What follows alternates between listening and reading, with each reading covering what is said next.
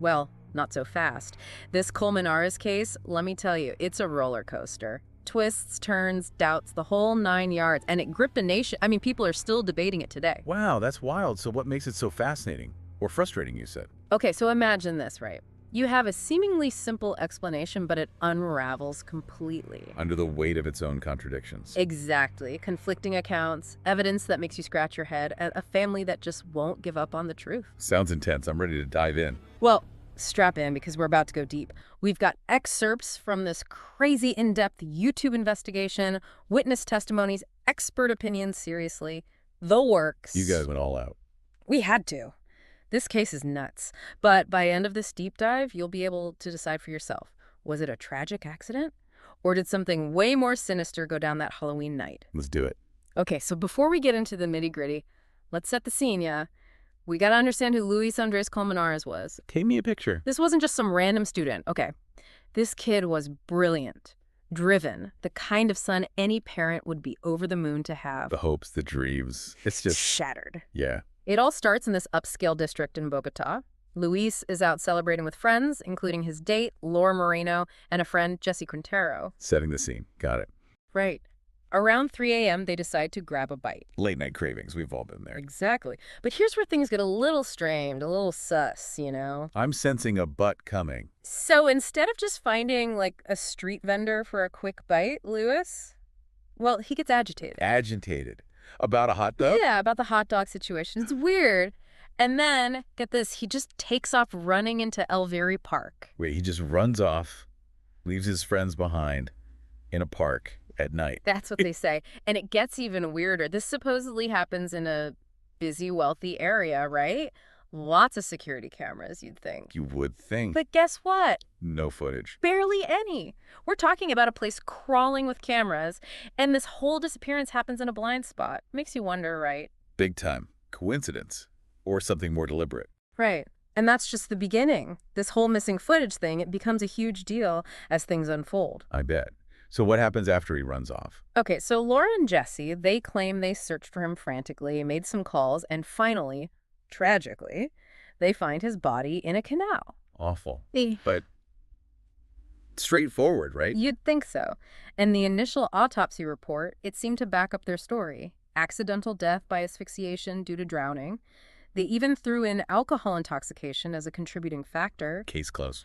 Not for the Colmenares family. Not even close. Oh, why is that? Because right from the get-go, they refused to believe that their son's death was just a drunken accident. They kept pointing to all these unexplained injuries on his body, injuries that just didn't add up with this whole falling into a canal story. Injuries like what? Right. Or didn't make sense? Oh, we'll get into that. But that's what really fueled their determination. These injuries, the missing footage, that gut feeling that something just wasn't right. They were determined to find out the truth. The Colmenares family, they were relentless. They knew something was off, and they pushed for a deeper investigation. Did they get anywhere? They did. The authorities finally agreed to exhume Luis's body. Exhumation. Wow, they must have had some serious doubts about the initial findings. They did, and for good reason. This is where things get really interesting, really unsettling. They brought in this renowned forensic expert, Dr. Maximo Duque, to examine the body. Okay, what did you find?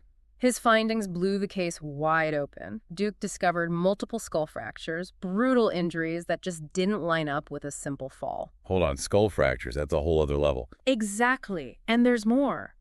These fractures, they weren't all inflicted at the same time. Duke's analysis, it pointed to a brutal, sustained attack. So not just a fall, you're saying. This is starting to sound more and more like a deliberate act. Right, it's like their worst nightmare was coming true. And remember how the initial autopsy said drowning was the cause of death? Well, Duke challenged that too. Really? How so? He looked at the position of Luis's body and something called livor mortis, which is basically how the blood settles in a body after death. Okay, I'm following. And those factors, they didn't match up with someone who had drowned. Duke was certain this was a homicide, no question. Wow. So we've got conflicting autopsy results, missing footage, a family that suspects foul play, and now a homicide expert saying this was no accident. It's a mess, right? But hold on, it gets even crazier. Right. You're kidding. What else could happen at this point? Shortly after the exhumation, the Colmenares family, get this, they experience a home burglary. A burglary. Seriously, what are the odds? Right. But here's the thing. The thieves, they only took electronics. And not just any electronics, the ones that had information about Luis's case on them. No way. That's too specific to be a coincidence. It's like someone was trying to cover their tracks, get rid of any evidence. That's what it looks like, right?